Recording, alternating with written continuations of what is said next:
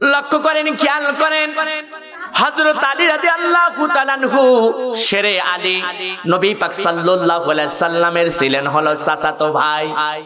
আর একটা পর্যায় হলো তিনি হলো তার কলিজার টুকরো হযরত ফাতেমা রাদিয়াল্লাহু তাআলা আনহার হলো কলিজার টুকরো হলো তার হলো বিটির জামাই। কলিজার টুকরো মা ফাতেমার সঙ্গে বিবাহ দিয়েছিলেন হযরত শেরে আলী। শেরে আলী এ বাজানরা, এই শেরে আলী আহারে মসজিদে যখন নামাজ আদায় করে একজন পুরুষ আর একজন মহিলা রাতের অন্ধকারেও ঝগড়া করে, দিনেও ঝগড়া করে, তারপরে রাতেও ঝগড়া করে। আছে না এরকম লোক? আছে না? কথা বলে, মানে ঝগড়া করে রাত দিন 24 ঘন্টা এরকমই, তার কাম হলো ঝগড়া করা। এই ধরনের লোক আছে না? পরিবারের মধ্যে, সমাজের মধ্যে আছে। কিন্তু এই রাত দিন দিনের ঝগড়া করে, রাতেও ঝগড়া করে। হযরত আলী রাদিয়াল্লাহু তাআলা আনহু চিন্তা করলেন, আমার এই মহল্লার মধ্যে কে এরকম ভাবে ঝগড়া লাগায়, বারবার করে কেন এত ঝগড়া লাগায়? নিশ্চয় তথ্য নিতে হবে। সমাজের মধ্যে, গ্রামের মধ্যে যদি কেউ এরকম ভাবে ওয়াল মুহূর্ত বলা হয়, ওয়াল সময় যদি ঝগড়া করে, তাহলে বলে যে নিশ্চয় এই ঝগড়াটা কেমন করে থামানো যায়, নিশ্চয় বিচার করতে হবে। না হলে এদেরকে, যারা প্রামাণিক আছে তাদেরকে বলতে হবে, যারা এরকম ভাবে ভিতরে আছে তাদেরকেও বলতে হবে। কিন্তু আসলে এই বলার মধ্যে দিয়ে সুন্দর করে তাকাইয়া বলতেছে, হযরত আলী রাদিয়াল্লাহু তাআলা আনহু ডাক দিয়ে বলতেছে, আমার যত কওমের লোকগুণ আছে সম্পূর্ণ বশ এই দুইটা নারীর, এই পুরুষ আর নারীর বিচার হবে, বিচার হবে, বিচার হবে। আল্লাহু আকবার বলেন। হযরত শেরে আলী যে বিচার করবেন, এটা কি সাধারণ বিচার? কথা বলেন, আমাদের এলাকার মতন বিচার যে 10 টাকা দিলে বিচার উল্টে যায়, এরকম হবে না। 20 টাকা ঘুষ দিলে অনেক সময় বিচার অন্যরকম হয়ে যায়, হয় কিনা? কথা বলেন। ঠিক অনুরূপ ভাবে এই বিচার করতে গিয়ে সুন্দর করে তিনি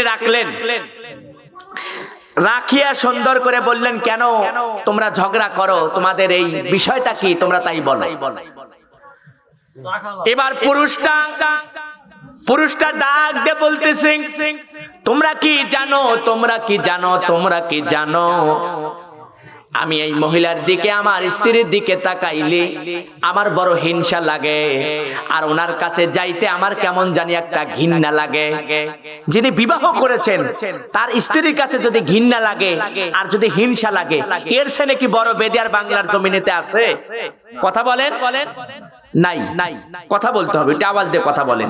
তাহলে এর চেয়ে বড় আর বেদি নাই। এবার ওই মহিলাকে ডাক দিয়ে বলতেছেন, মহিলা তোমার কি, বলো। আমারও সেই মনের কথা যে আমি যখন আমার স্বামীর কাছে যেতে চাই, আমার স্বামীকে যখন আমি জড়ায় ধরতে চাই, তখন আমার মনের ভিতর কেমন জানি খারাপ লাগে, কেমন জানি তার দিকে আমার মন মানসিকতা উঠে যায়। হযরত আলী, শেরে আলী দেখেন কত সুন্দর তার বুদ্ধি, কত সুন্দর তার ব্রেন, আল্লাহ রাব্বুল আলামিন কত সুন্দর মেধা দিয়েছে। বাজান রে আমার, শেরে আলী ডাক দিয়ে বলতেছে, আজকে বিচার ভেঙে দাও, সকলেই যার যার বাড়িতে চলে যাও। আমি এই নারী আর পুরুষের সঙ্গে স্পেশালে কথা বলতে চাই। ঝংকার দিয়ে বলেন সুবহানাল্লাহ। তাদের মেধা ছিল, তাদের ব্রেনের মধ্যে কোরআন ছিল, তাদের দিলের মধ্যে আল্লাহ পাকের ভয় ছিল, তাদের দিলের মধ্যে আল্লাহর নবী আখিরি জামানার পয়গম্বরের সুন্নাত তরিকায় ছিল, যার কারণে তাদের মেধায় ধরে ফেলেছে যে এখানে কোন বেদি লুকিয়ে গেছে, কোন বেদিটা তাদের মধ্যে রয়ে গেছে, এটা তারা ভালো জেনেছে। আল্লাহ ওয়ালারা এরা ভালো জানে, এই জন্য চিল্লা বলেন সুবহানাল্লাহ। নবীজি নিজেই বলেছে যে পুরা শহরটা হলো হযরত শেরে আলী আর বাবুহা, অর্থাৎ প্রত্যেক মদিনার দরজা হলো আমার আলী, আর এই পুরা শহরটা, মদিনার শহরটা হলো আমি নবী, আর চতুর্দিকের যে দরজা আছে এই দরজাগুলো হলো শেরে আলী। জোরে বলেন সুবহানাল্লাহ। আরে মনের ভিতরে একটা খাবলা দিয়ে উঠলেন। এবার ডাক দিয়ে বলতেছেন, ওগো মা, বলো তো তুমি কেন তার দিকে তাকাইলে, তার কাছে গেলে তোমার এত খারাপ লাগে, বলো তো। তখন ভেঙে বললেন যে আমি তার কাছে গেলে আমার মনের ভিতরে কেমন জানি খারাপ লাগে, হিংসা লাগে, তাকে দেখতে মন চায় না। এই ধরনের মহিলারা আছে কিনা কথা বলেন? স্বামীকে দেখতে পারেন, আছে কিনা কথা বলেন? অনেকজন মানে তাকে এলাই করে না, আই ডোন্ট কেয়ার, পরোয়াই করে না, মানে তার যে স্বামী এটা সে মনেই করে না। কথা বলে মা বোনেরা, কথা বলবেন না, স্টপ হয়ে যান। তাহলে এই ইতিহাসটা তখন বলতেছে, তোমাকে এবার বলি, তুমি শোনো। বলে মা, কেন তোমার স্বামীকে তুমি দেখতে পাও না? কারণ তোমার ওটা স্বামী না, তোমার ওটা হলো গর্ভধারণীর, ওটা হলো তোমার ছেলে। কি ওটা হলো তোমার? জবান দিয়ে বলেন কি ওটা? আর একটু জবান খুলে বলেন, ছেলে। ওনার পেট থেকে ছেলে। বলে আলী, হযরত আলী রাদিয়াল্লাহু তাআলা আনহুর কথা বলে খামোশ হয়ে গেলেন যে আমার ছেলে? বলে হ্যাঁ। বলে শেরে আলী, এবার বিচার তুমি করবা, তাহলে বলো কোন কারণে আমার ছেলে হয়ে গেল। কিন্তু আরবের জামানায় একটা প্রথা ছিল, অল্প বয়সের ছেলে বেশি বয়সের মেয়েদেরকে বিবাহ করতে দ্বিধাবোধ করে নাই। এরপরে হলো বেশি বয়সের ছেলে অল্প বয়সের মেয়েকে বিবাহ করতে দ্বিধাবোধ করে নাই। তদানীন্তন জাহিলি যুগের ছিল, তদানীন্তন সময় হযরত আলী রাদিয়াল্লাহু তাআলা আনহুর জামানায় এগুলো চলতো। বাজান রে আমার, হযরত আলী ডাক দিয়ে বলতেছে, তাহলে শুনে রাখো, কেন তোমার ছেলে হয় তাহলে বলো, তোমার যৌবন কালে তুমি একটা জেনা করেছিলা কিনা, কথা বলো। নারী বললেন শেরে আলী, সত্য বলেছেন, সাদ্দাক্তা, আপনি সত্য বলেছেন, আপনি সত্য বলেছেন, সত্য বলেছেন। আল্লাহু আকবার বলেন, আর একটু জবান খুলে বলেন আল্লাহু আকবার। আহারে, যখন এই কথাটা বলে দিলেন আধ্যাত্মিক জগতের কথা, যে তোমার যখন যৌবন ছিল তুমি জিনা করেছিলা, তোমার পেটে একটা সন্তান হয়েছিল, তোমার মা সহ তুমি ওই জঙ্গলের মধ্যে ফেলে দিলা। আর জঙ্গলের মধ্যে যখন ফেলে দিলা, ওই সন্তানটা ধীরে ধীরে ধীরে ধীরে করে আল্লাহ রাব্বুল আলামিন বাঁচাইয়া রেখে বড় বানাইলেন। কিন্তু ওই সন্তানকে কুকুর যখন খামসা দিতে আসলেন, কুকুর যখন নিয়ে যেতে চাইলেন, তোমার মা পাথর দিয়ে ঢেল লাগাইয়া দিলেন। ওই কুকুরের গায়ে ওই পাথরটা না লাগানোর কারণে ওই পাথরটা যা ওই সন্তানের এক সাইডে লেগে যায়। এবার ওই পুরুষের কপালটা তুমি খুলে দেখো, নিশ্চয় ওই পাথরের দাগ রয়ে গেছে। এবার যখন পাগড়ি খসাইয়া ফেললেন, পাগড়ি খসাইয়া দেখে ঠিক সেই চিহ্নটা রয়েছে, ঠিক সেই আপনার পাথরের দাগটা রয়ে গেছে। চিল্লা বলেন আল্লাহু আকবার, আরো জোরে বলেন আল্লাহু আকবার। কেমন বিচার করেছেন শেরে আলী। এবার দেখে ঠিক কাটা আছে, বলে ওই সন্তানটা ধীরে ধীরে বড় হয়েছে, এরপরে আরবের মধ্যে তোমার সঙ্গে বিবাহ হয়েছে। আল্লাহ রব্বুল আলামিন তোমাদেরকে হেফাজত করেছে, মাওলা রব্বুল আলামিনকে হেফাজত করেছে। আল্লাহ রব্বুল আলামিন হেফাজত করার কারণে এখনো পর্যন্ত মা আর সন্তানের জেনা হয় নাই। আমার মালিক, আমার আল্লাহ তোমাদেরকে হেফাজত করেছে। সিল্লা বলেন মারহাবা, আরো জোরে বলেন মারহাবা। কষ্ট লাগে কেন এই আধ্যাত্মিক জগতের আপনাদের আলোচনা শোনাচ্ছি? বাজানরে আমার, আল্লাহ ইচ্ছা করলে একটা নারীকে হেফাজত করতে পারে, আল্লাহ ইচ্ছা করলে একটা পুরুষকেও হেফাজত করতে পারে, আল্লাহ ইচ্ছা করলে আপনাকে বাঁচাইতে পারে, আল্লাহ ইচ্ছা করলে আপনাকে মারতে পারে। আমার আল্লাহর ক্ষমতা আছে কিনা? শেরে আলী বিচার করলেন, বিচার করে দেখলেন ঠিক অনুরূপ ভাবে ওই মহিলাটা নারী ডাক দিয়ে বলতেছে, ও নবীর সাহাবী হযরত আলী, শেরে আলী, আপনি সাদ্দাক্তা সত্য কথা বলেছেন। আমার আসলে পাথর লেগেছিল ওই যে সন্তানটা, আর ওই সন্তানের মাথায় এখনো চিহ্ন আছে। নিশ্চয় উনি আমার সন্তান, কিন্তু ওনার সঙ্গে আমার বিবাহ হয়েছে। ওনার সঙ্গে আমার বিবাহ হওয়ার কারণে নিশ্চয় উনি আর আমি স্বামী স্ত্রী হয়ে গেছি। এই জন্য এখনো পর্যন্ত আমাদের কোনো মেলামেশা হয় নাই, এখনো পর্যন্ত আমাদের কাছে আসে নাই, এখনো পর্যন্ত আমরা যদি তার দিকে তাকাই আমার আমার হিংসা লাগে, আমার ঘৃণা হয়, সে যদি আমার দিকে তাকায় তার হিংসা লাগে, ঘৃণা হয়, এটা আসলে আল্লাহ পাক আপনাকে আমাকে হেফাজত করেছে, ওই পুরুষ আর নারীকে আমার আল্লাহ হেফাজত করেছে। সিল্লা বলেন সুবহানাল্লাহ।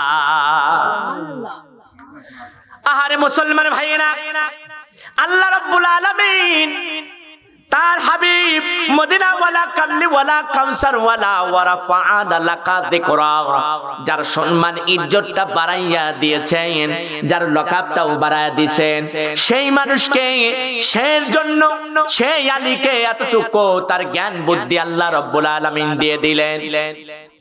ঈসা নবী আপনারা নাম শুনেছেন, একটা নবী এখনো পর্যন্ত বিবাহ করে নাই।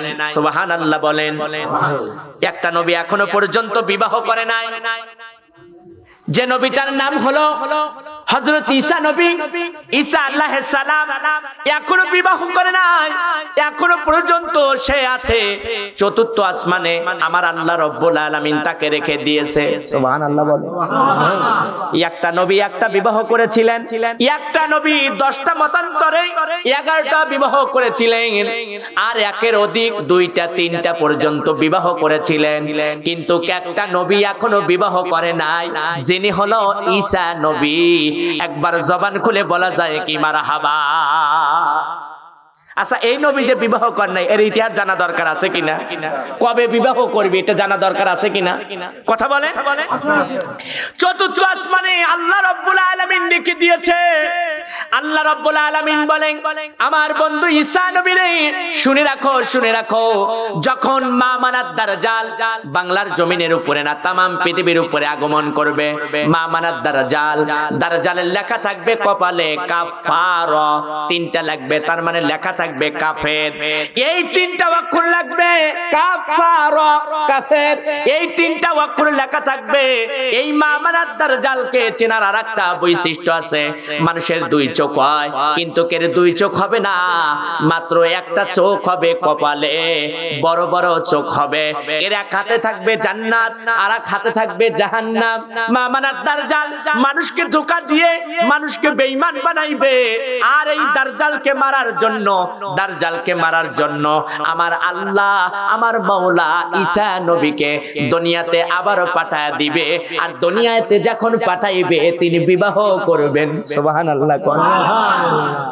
এই 3টা ভাগ বানিয়ে দিয়ে একটা ভাগ বালুর কোনা বানাইয়া সুন্দর করে একটা সোনার দলা হয়ে গেলেন, আর একটা ভাগ এরম ভাবে সুন্দর করে দলা হয়ে গেলেন, আর একটা ভাগ বালুর কোনা স্বর্ণের দলা হয়ে গেলেন।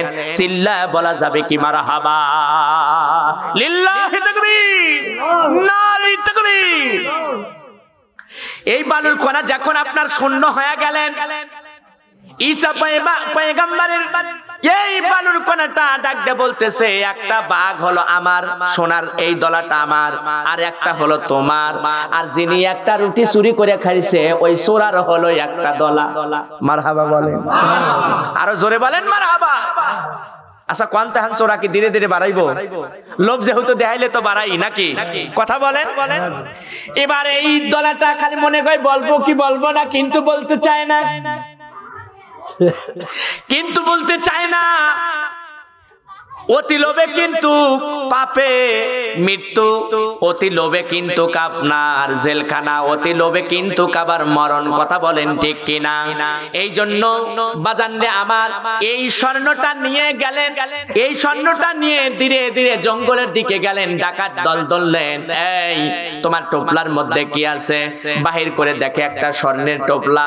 বলে এই স্বর্ণের টোপলাটা দাও, দলাটা আমাদেরকে দাও, না হলে তোমাকে এই চাকু দ্বারা, এই চাকু দ্বারা তোমাকে এখানে হত্যা করে ফেলবো। এবার ব্যক্তি ডাক দিয়ে বলে, কেন আমাকে হত্যা করবা, কেন আমাকে খুন করবা? অতএব এই সোনার দলাটা 3টা ভাগ করে তুমি অর্ধেক নাও, আর তুমি অর্ধেক নাও, আমি অর্ধেক নেই, আমরা ভাগাভাগি করে নিয়ে রওনা হই, এতেই তো ভালো হয়। এর মধ্যে তো মারামারির কোনো কিছু নাই, কোনো কিছু নাই।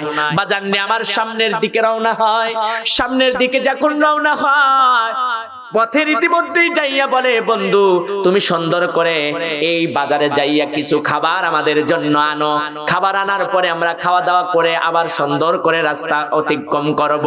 বাজানরে আমার এইভাবে যখন রওনা হলেন, ভাইরা আমার এইভাবে যখন রওনা হয়ে গেলেন, ধীরে ধীরে ধীরে ধীরে সোনার যুবকরা এই সোনার টোপলাটা উমেন রেখে দিলেন। বাজারে যায়া যিনি বাজারে গেলেন রুটি আনার জন্য, খাদ্য আনার জন্য, উনি চিন্তা করলেন খাবারের মধ্যে যদি বিষ ঢুকানো যায় তাহলে ওই দুইজনকে মাইরা ফেললে সোনার টোপলাইটা আমার। বেজাল আছে কিনা কথা বলেন? বাজারে গেলাম, যা খাদ্যের ভিতর বিষ ঢুকা দেব, এই খাদ্যগুলো ওই দুইজন খাবে। খাওয়ার পরে ইনশাআল্লাহ জাগায় মরা জাগায় মরবো। সোনার দলাটা আমার একা হয়ে গেল, তাহলে আমি বড় লোক হয়ে গেলাম। সুতরাং ধীরে ধীরে ধীরে ধীরে যাইয়া সুন্দর করে দাঁড়াইছে। ওই দুইজন আবার বুদ্ধি করছে যে ভাই ও খাদ্য নিয়ে আসবে, খাদ্য থোয়ার সাথে সাথে আমরা দুই বন্ধু কিন্তু মিলিয়া কিলায়া ঘুষায়া ওকে দুনিয়ার থেকে বিদায় করে দেব। বিদায় করলে এই সোনার দলাটা আমরা দুই ভাগ করে সমান সমান করে আমরা নিয়ে যাব। আসলেন, আসিয়া খাদ্য যখন রেখেছেন অমনি দুইজন ধরিয়া ঘুষাইয়া কিলাইয়া অমনি দুনিয়ার থেকে বিদায় করে দিলেন।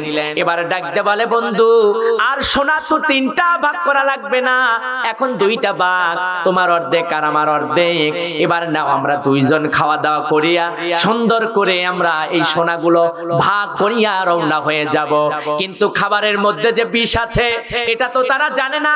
খাবার খাইলেন, জাগার মারা জাগায় মরলেন। আহারে সুন্দর করে জীবনটা হারাইয়া দিলেন। খাবার যখন খাইলেন বিষ পান করে ফেললেন, তখন ওটাও গেল, তার মানে আমও গেল, সালাও গেল, বাকি রইল সোনার টোপলা। আল্লাহু আকবার বলেন। এই জন্য লোভ করলে ইসলামের শরীয়তের বিধান অনুযায়ী লোভটা হলো মহাপাপ। বেশি লোভ করা যাবে না, অল্প লোভের মধ্যেই কাজ করতে হবে, বেশি লোভ করা ভালো না। জবান খুলে বলেন কথা ঠিক কিনা?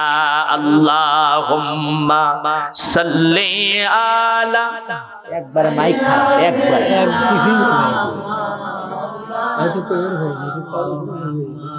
আর ওই দুটো মুখ দিছে তো একটাই মুখ দেওয়া লাগলো না। কানার চা খাবো না, থাক না, খায়লা দেয়। ও রে জীবনের মালিক, তোমায় ছাড়া জীবন চলে না, তোমায় ছাড়া জীবন চলে না রে জীবনের মালিক, তোমায় ছাড়া জীবন চলে না। আল্লাহুম্মা সাল্লি আলা মুহাম্মাদে।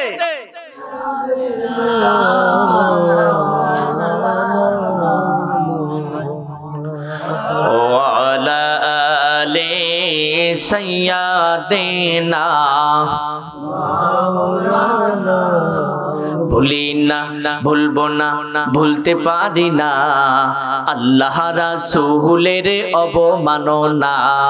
ভুলি না, ভুলবো না, ভুলতে পারি না আল্লাহ রাসূলের অবমাননা। অবমাননাকারীরা রক্ষা পাবে না, অবমাননাকারীরা রক্ষা পাবে না।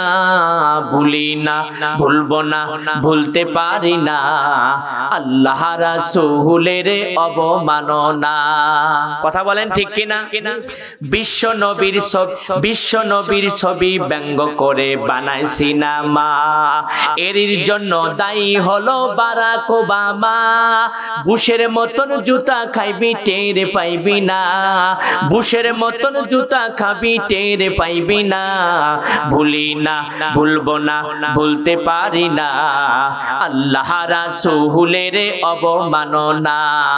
মানি না, মানব না, মানতে পারি না আল্লাহ রাসূলের অবমাননা। ঠিক কিনা কথা বলেন? আল্লাহ রাসূলের অবমাননা কি মানতে পারবো? কথা বলেন, মানতে পারবো?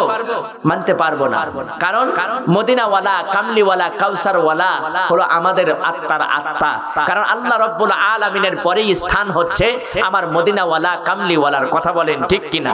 আল্লাহ নিজেই বলেছে, আমাকে যদি পেতে চাও, আমাকে ভালোবাসতে চাও, তাহলে নবীকে ভালোবাসো, নবীকে মুহাব্বত করো, নবীর প্রেম তোমার দিলের মধ্যে নিয়ে আসো। ঠিক কিনা? ভুলে যেতে চাইলে ভোলা যায় না। কথা বলে, ভুলে যেতে চাইলে ভোলা যায় না। আমার প্রাণ মদিনা, আমার জান মদিনা, ভুলে যেতে চাইলে ভোলা যায় না। বলা যাবে তো? বলেন বলেন, এই শানটা বলা যাবে না? ভুলে যেতে চাইলে ভোলা যায় না। আমার প্রাণ মদিনা, আমার জান মদিনা, আমার প্রাণ মদিনা, আমার জান মদিনা, ভুলে যেতে চাইলে ভোলা যায় না। ওহুদ আছে, বদর আছে, ওহুদ আছে, ওহুদের পাহাড় আমার মনে যে ব্যথার পাহাড়। ওহ খন্দক আছে, ওহুদ আছে, ওহুদের পাহাড় আমার মনে যে ব্যথার পাহাড়। প্রিয় নবী ডাকিতাছে সোনার মদিনা, আমার প্রাণ মদিনা, আমার জান মদিনা, ভুলে যেতে চাইলে ভোলা যায় না। বলেন ভুলে যেতে চাইলে, ভুলে যেতে চাইলে ভোলা যায় না। ভোলা যায় কি? নবীকে ভোলা যাবে? যাবে না। বন্ধুগণ আমার, কেন নবীকে ভোলা যায় না? ও আমার মা বোনেরা, লক্ষ্য করো, খেয়াল করো গো মা। দেখো একজন নবী কত সুন্দর ছিল। আহারে, এক নয় দুই নয়, সব থেকে নবীদের মধ্যে তিনজন সব থেকে বিশ্ব সুন্দরী ছিল। বিশ্ব সুন্দর ছিল। এক নাম্বার হলো মদিনাওয়ালা, কামলিওয়ালা, কাউসারওয়ালা। ওয়ামা আরসালনাকা ইল্লা রাহমাতাল লিল আলামিন। এক নাম্বার হলো মদিনাওয়ালা, কামলিওয়ালা, কাউসারওয়ালা হলো সব থেকে সুন্দর ছিল। দুই নাম্বার হযরত আদম আলাইহিস সালাম সুন্দর ছিল। তিন নাম্বার হলো ইউসুফ নবী সুন্দর ছিল। একবার জবান খুলে বলেন সুবহানাল্লাহ। ইউসুফ নবী এত সুন্দর ছিল, অর্থাৎ আদম আলাইহিস সালামের চেয়ে অর্ধ। তার মানে হলো আদমের কিন্তু সবচেয়ে সুন্দর আল্লাহ পাক বানিয়েছিলেন, সবচেয়ে সুন্দর চেহারা দিয়ে। ইউসুফ নবীকে যখন আজিজে মিশরের স্ত্রী জুলেখা যখন তার প্রেমে পড়ে গেলেন, ভালোবাসার মধ্যে পড়ে গেলেন, তখন চিন্তা করলেন আমি ইউসুফকে কেমন করে পাই, কেমন করে আমি পাইলে আমার জীবন ধন্য হবে। ইউসুফকে খারাপ একটা প্রস্তাব দিয়ে দিলেন। ঘরের মধ্যে পৌঁছে গেলেন। ঘরের মধ্যে পৌঁছে যায় এক নয় দুই নয় 10টা কামরা, 10টা দরজা খিলবদ্ধ করে দিলেন। দাসী ছিলেন, দাসীকে বললেন আমরা যখন ভিতরে ঢুকবো তখন সুন্দর করে তালাবদ্ধ করে দিবা, যাতে করে আমরা ইউসুফকে একটা কুমন্ত্রণা দিয়ে দেব, খারাপ প্রস্তাব দেব। এই খারাপ প্রস্তাবটা যদি না শুনে তাহলে ইউসুফকে ছাড়া হবে না। কারণ আমি ইউসুফকে কিনেছিলাম অনেক টাকা দ্বারা, লালিত পালিত করি আমি বড় বানাইয়াছি। কেন আমার ইউসুফ আমার কথা শুনবে না? বাজানরে আমার, ভাইরা আমার, এবার যখন ডাক দিয়ে বলে ইউসুফ আমি তোমার সাথে মেলামেশা করতে চাই, মেলামেশা করতে চাই। ইউসুফ আকাশের দিকে তাক দিয়ে বলতেছে ও আমার মালিক, আমার আল্লাহ, তুমি হেফাজত করেনওয়ালা। কারণ নবী রাসূলদেরকে হেফাজত করেন হলো আমার আল্লাহ, আমার মাওলা। জবান খুলে বলেন সুবহানাল্লাহ। কারণ তারা নিষ্পাপ, তারা গুনাহ করতে পারে না, তাদেরকে স্বয়ং আল্লাহ পাক হেফাজত করবে। আল্লাহু আকবার বলে। ভিতরে ঢুকলেন, ঢুকে কুমন্ত্রণা করলেন, তার দেহের কাপড়টা এক টান দিয়ে সরা ফেললেন। জুলেখা সরায়া দিলেন। বিবি জুলেখা যখন সরায়া দিলেন তখন বলো দেখো এই ঘরের মধ্যে কেউ নাই, একমাত্র তুমি আর আমি, এছাড়া কেউ নাই। ইউসুফ ডাক দিয়ে বললেন বেগম জুলেখা তুমি ভুল করতেছাও, আসলে এই কামরার মধ্যে দেখছো তুমি আর আমি, কিন্তু আমার স্বয়ং আল্লাহ আছে। ওই যে দেবতা তুমি যেগুনাকে ওই মূর্তি যেগুনা বানিয়ে রেখেছো তোমাদের দেবতা, ওই দেবতা যদি তোমাদের না দেখতে পারে, কিন্তু আমার একটা দেবতা আছে, আমার একটা খালিক আছে, আমার একটা মালিক আছে, ওই মালিক ওই রব দেখে। জোরে বলেন আল্লাহু আকবার। তার দিলের মধ্যে একটা ঈমানের তাওয়াজ্জুহ ছুটে গেলেন। বলে তোমার মালিক তো আর এই ঘরের ভিতর নাই, তাহলে সমস্যা কি? বলে না আমার পক্ষে সম্ভব না। এইভাবে যখন রওনা হয়ে গেলেন তখন বিপদের মধ্যে আল্লাহ পাক ডাক দিয়ে বললেন ইউসুফ তোমার কাম হলো শেষ, আমার কাজ শুরু। সুবহানাল্লাহ বলেন। দরজার কাছে গেলেন, দরজা একাই খুলে যায়। আর একটা দরজার কাছে যায়, দরজা একাই খুলে যায়। এভাবে এক নয় দুই নয় 9টা দরজা সুন্দর করে আপনার শেষ হয়ে গেল। কারেন্ট চলে গেল, কারেন্ট যায় নাই। ও এটা লাইট গেছে। তাহলে এইভাবে এক নয় দুই নয় 10টা দরজায় ভেদ করে দিলেন। 10 দরজার কাছে এসে দ্রুতগামী এসে বিবি জুলেখা পিছন থেকে ইউসুফের জামা টান দিয়ে ধরলেন। ধরার সাথে সাথে আজিজে মিশর দাঁড়িয়ে গেলেন দরজার কাছে। কি ব্যাপার? জুলেখা ডাক দিয়ে বলতেছে আপনার এই দাস ইউসুফ আমার দিকে লোভ করেছে, আমার দিকে হাত বাড়াইছে। আসলে কথা সত্যি না মিথ্যা? কথা বলেন। মিথ্যা। আসলে কিন্তু লোভ তিনি করেন নাই, লোভ করেছে বেগম ওই জুলেখাই। ঠিক কিনা? কথা বলেন। এই জুলেখা তখন এবার লোভ করতে চায়, এবার সুন্দর করে এর কে প্রমাণ দিবে, এর কে সাক্ষী দিবে? কে দিবে এর প্রমাণ? কে দিবে তার সাক্ষী? কে দিবে তার কথা?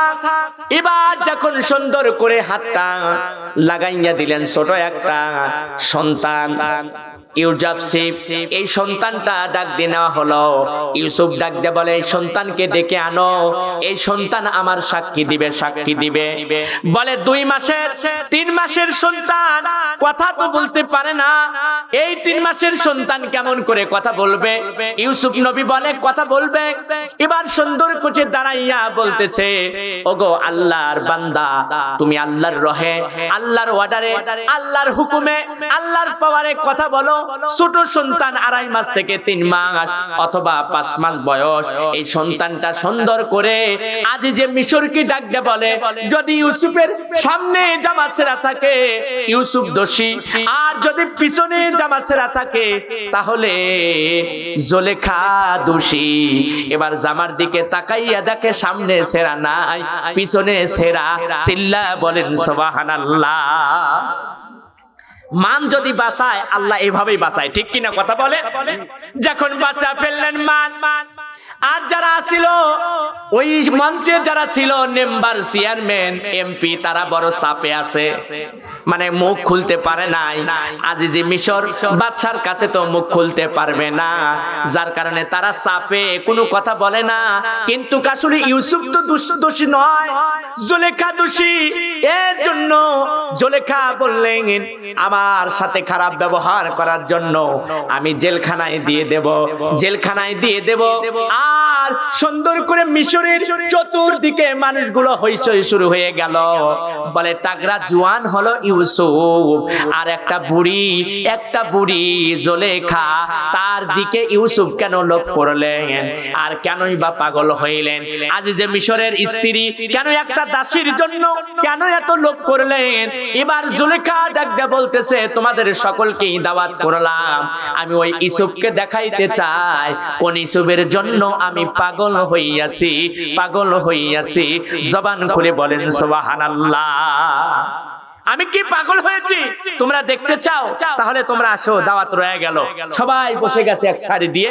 বলে এই কমলা আর আপেল গুলা তোমরা এই চাকু দিয়ে কাটতে লাগো, বারবার করে তোমরা কাটতে লাগো।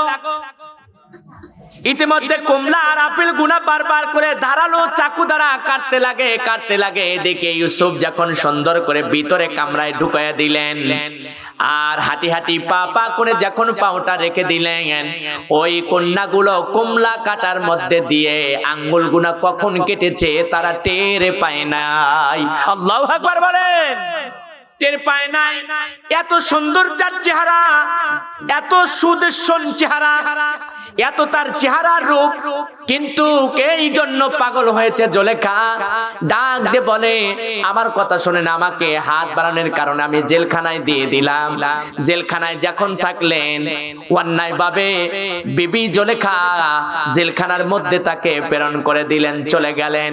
এই জন্য কত দোষীরা এরম ভাবে ঘোরাফেরা করে, কিন্তু নির্দোষীরাই জেলখানায় থাকে। কথা বলেন ঠিক কিনা বাজান রে আমার? এবার যখন জেলখানার মধ্যে থাকলেন আরো দুইজন জেলখানার মধ্যে দিলেন। বাদশা নামদার যাওয়ার সঙ্গে সঙ্গে তারা স্বপ্নে দেখে, দুইজন স্বপ্নে দেখে।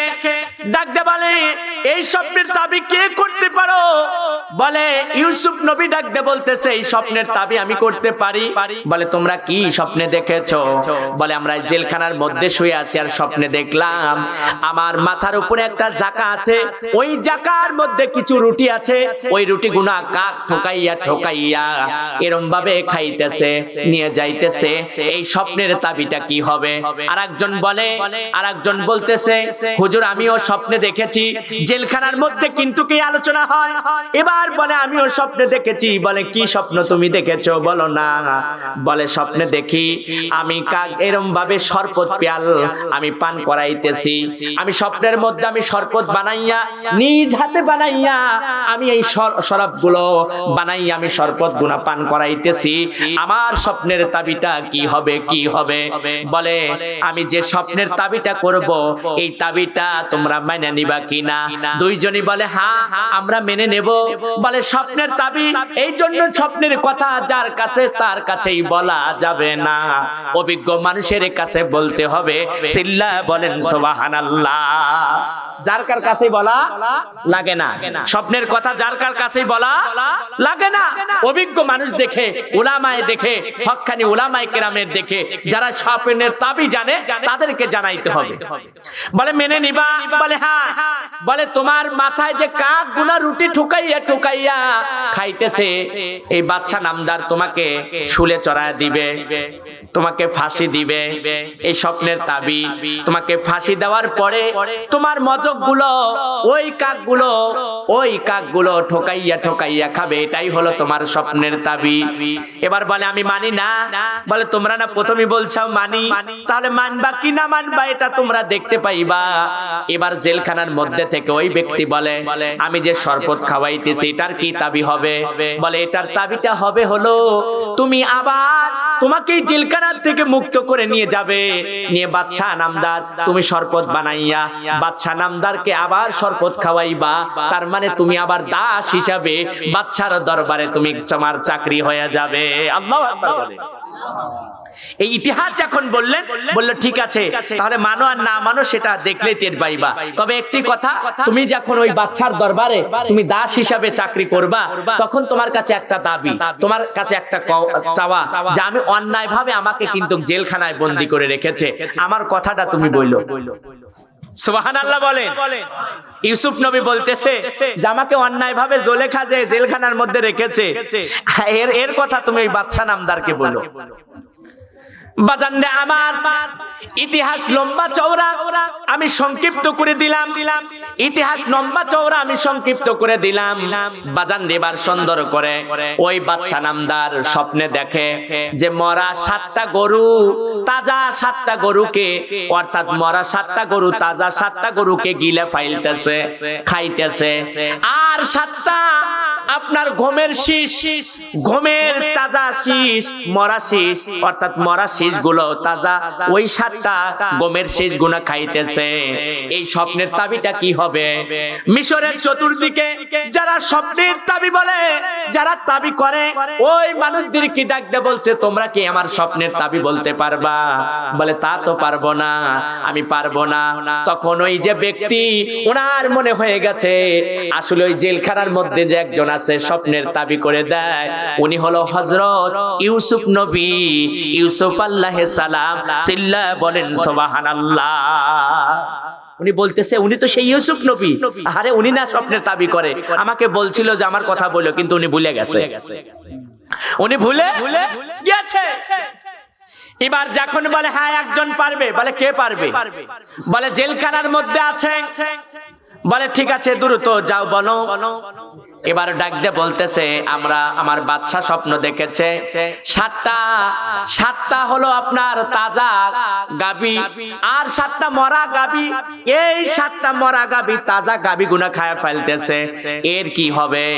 আর 7টা হলো গমের হলো আপনার তাজা মরা, 7টা মরাটা ওই তাজা গুলো খেয়ে ফেলতেছে, এর কি তাবি হবে? এবার হযরত ইউসুফ নবী ডাক দিয়ে বলতেছে 7 বছর দুর্ভিক্ষ যাবে, 7 বছর এমন একটা দুর্ভিক্ষ হবে, কোনো ফসল হবে না, বৃষ্টিও হবে না, যার কারণে মিশরের খাদ্যগুলো কমে যাবে, মানুষগুলো খাদ্যের জন্য হাহাকার হবে। আর 7 বছর এমন ফসল হবে, এই ফসল হওয়ার পরে আর কখনো ফসল হবে না, শুধু বৃষ্টি হবে, ফসল জমিনেতে হবে না। বলে তাহলে কি করা দরকার? এই বাতরা যখন বাদশার কাছে নাম নিলেন, বলে এটাই যদি সত্য স্বপ্ন হয় তাহলে নিয়ে আসো। ওই স্বপ্নকারকে কেন তাকে বন্দী করা হয়েছে? বলে জুলেখা তাকে অন্যায় ভাবে তাকে বন্দী করা হয়েছে। আর যখন অর্ডার করে দেওয়া হলো, সুন্দর করে নিয়ে আসলেন, আসিয়া এই স্বপ্নের ব্যাখ্যায় বলে তাহলে বলো যদি এটা সত্যই হয় তাহলে কি করা দরকার? বলে 7 বছর যে ফসল হবে এগুলা গুদামজাত করতে হবে, এগুলা সংচয় করতে হবে। আর 7 বছর যখন দুর্ভিক্ষ যাবে, এই 7 বছর এই খাদ্যগুলো সুন্দর করে বিতরণ করতে হবে। যেহেতু 7 বছর আর কোনো ফসল হবে না, বৃষ্টিও হবে না, ফসলগুলা নষ্ট হয়ে যাবে, তখন মানুষগুলাই খাদ্যগুলো আমরা বন্টন করব। চিল্লায়া বলেন সুবহানাল্লাহ। 1 নয় 2 নয়, জেলখানা থেকে আসলেন, ছিলেন হলো দাস। এবার ডাক দিয়ে বলে তুমি হলো আমার ডান হাত। বাদশা নামদার বলে তুমি হলো মন্ত্রী, তার মানে হলো তুমি আজিজ মিশর। এই বাদশা নামদার বলে তুমি আজিজ মিশর, আমি সরকার হলে কি হয়, তুমি যা করবে তোমারই সেটাই অর্ডার। চিল্লা বলেন সুবহানাল্লাহ। লানাকুনান্না মিনাল খাসিরিন। রব্বুল আলামিন বাদ মাগরিব থেকে বিভিন্ন উলামায়ে কেরাম কোরআন হাদিস থেকে আলোচনা করলেন। রব্বুল আলামিন যত গুনাহ আমল করা হয়েছে, যত গুনাহ কথা বলা হয়েছে, এর মধ্যে যদি ভুল ত্রুটি হয়ে থাকে আপনার রহমান নামে আপনি মাফ করে দেন গো আল্লাহ। রব্বুল আলামিন আল্লাহ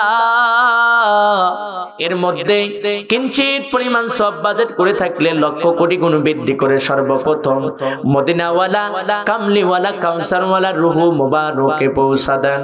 ওগো মালিক দয়া করে মায়া করে 3খানা 5খানা কাপড় নিয়ে যারা চিরজন্মের মতন ঘুমাইলো, আল্লাহ তাদের রুহু মুবারকে পৌঁছা দেন।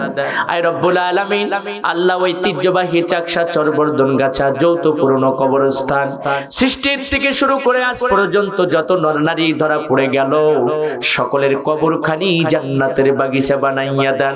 আল্লাহ জানি না কার জানো দাদা, কার জানো দাদি, কার জানো নানা, কার জানো নানি, কার জানো শ্বশুর, কার জানো শাশুড়ি, কার জানো কলিজার টুকরো সন্তান হারা, কার জানো ভাই হারা, কার জানো পানের স্ত্রী হারা।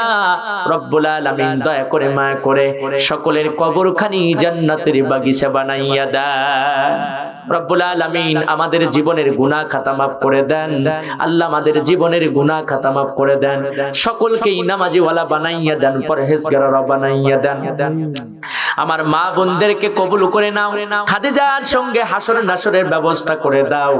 রব্বুল আলামিন দয়া করে মায়া করে আয় রব্বুল আলামিন সকলকে ঈমান ওয়ালা তাকওয়ালা বানাইয়া দাও। আয় রব্বুল আলামিন এই পরিবারের মধ্যে আল্লাহ গো ও দরদি আল্লাহ দিলবার মন্ডল সাহেবের পানের স্ত্রী ঘুমাইয়া গিয়েছেন। আয় রব্বুল আলামিন সেই উপলক্ষ করিয়া আল্লাহ তার পানের স্ত্রীকে হারাইয়া রব্বুল আলামিন কুরআনুল কারীমের মাহফিল দিয়েছে। আল্লাহ মাহফিল খানি কবুল আর মঞ্জুর করে নিয়ে তার পানের স্ত্রীর কবরখানি জান্নাতের বাগিচা বানাইয়া দাও। অত্যন্ত সরল সোজা মানুষ ছিলেন রব্বুল আলামিন, কোনো ঘোর পেশ ছিল না। মানুষের সঙ্গে কত সুন্দর কথা বলেছে, মাঝে মাঝে আমার বাড়িতে গিয়েছে, রব্বুল আলামিন কথাবার্তা বলেছে, বাবা বলে কথা বলেছে, সওয়াল বলে কথা বলেছে। রব্বুল আলামিন তার জীবনের গুনাহ খাতা মাফ করে দাও। ওগো মালিক তার জীবনের গুনাহ খাতা মাফ করে দিয়ে আল্লাহ তার কবরখানি জান্নাতের বাগিচা করে দাও। আল্লাহ সন্তানাদিরা কান্দে, আয় রব্বুল আলামিন আত্মীয়স্বজনরা কান্দে, আল্লাহ চোখের পানির বৌলা দে, দিলবার মন্ডল সাহেবের স্ত্রীর কবরখানি জান্নাতের বাগিচা বানাইয়া দাও। আল্লাহ তার বংশের মধ্যে, আল্লাহ তার ফ্যামিলির মধ্যে, আত্মীয়স্বজনদের মধ্যে, শ্বশুর শাশুড়ির বংশের মধ্যে যতগুনা মানুষ গহীন কবরে ঘুমায় সকলের কবরখানি জান্নাতের বাগিচা বানাইয়া দাও। আল্লাহ আমরা যতগুনা মানুষ হাত উত্তোলন করেছে, আমাদের আপন আপন মানুষ যেগুলো ঘুমাইয়া গেছে, মালিক আল্লাহ জানি না কার যেন মা নাই, কার যেন বাবা নাই। আল্লাহ ওই মা বাবা আর মা মা বলে ডাকতে পারে না, বাবা বাবা বলে ডাকতে পারে না। আল্লাহ ওই মা বাবার কবরখানি জান্নাতের বাগিচা বানাইয়া দাও। আল্লাহ যার মা বাবা বেঁচে আছে দীর্ঘ হায়াত দ্বারা বৃদ্ধি করে দাও। যারা অসুখ বিসুখ আছে কুল্লে শেফা আজেলা দান করে দাও। আল্লাহ কোরআন কারীমের মাহফিল খানি কবুল করে নাও। আল্লাহ কোরআন কারীমের মাহফিল খানি কবুল আর মঞ্জুর করে নাও। আল্লাহ শ্রোতা বক্তা উভয়দেরকে কবুল আর মঞ্জুর করে নাও। রব্বুল আলামিন আমার মা বোনদেরকে কবুল করে নাও, নামাজি ওয়ালা বানাইয়া দাও, দিনদার ওয়ালা বানাইয়া দাও। মহল্লাবাসীদেরকে কবুল আর মঞ্জুর করে নাও। আল্লাহ মহল্লার মধ্যে কত মানুষ গুণ হারিয়ে গেছে, আল্লাহ এক একজনের নাম যদি বলতে যায় অনেক সময়ের ব্যাপার। রব্বুল আলামিন আল্লাহ আমজাদ মন্ডল সাহেব দুনিয়ার বুক থেকে বিদায় হয়ে গেছে, রজব প্রামাণিক সাহেব দুনিয়ার বুক থেকে বিদায় হয়ে গেছে। রব্বুল আলামিন কত জনের বাবা চলে গেছে, রাহুল মাস্টার সাহেবের আব্বাজান গহীন কবরে ঘুমায়, আমার নজরুল ভাইয়ের আব্বা আম্মা আয় রব্বুল আলামিন গহীন কবরে ঘুমায়। আল্লাহ কত জনের মা নাই, কত জনের বাবা নাই, আল্লাহ কত জনের ভাই নাই, দয়া করে মা করে সকলের কবরখানি জান্নাতের বাগিচা বানাইয়া দাও।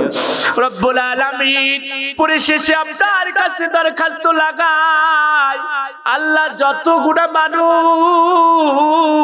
আমার সাথে আমিন আমিন বলে, আল্লাহ সকলের আমিন আমিন বলার কারণে সকলের মনের আশা আকাঙ্ক্ষা পূর্ণ করো গো আল্লাহ। রব্বুল আলামিন সকলের মনের আশা আকাঙ্ক্ষা পূর্ণ করো গো মাওলা। সকলের চোখের পানিকে কবুল আর মঞ্জুর করে নাও। যেদিন মায়াবী দুনিয়ার বুক থেকে বিদায় হয়ে যাব, আল্লাহ আমাদের জবান দিয়ে তাওহীদের জন্য তার মধুর কালেমা পড়াইয়া দিয়েন, লা ইলাহা ইল্লাল্লাহু মুহাম্মাদুর রাসূলুল্লাহ।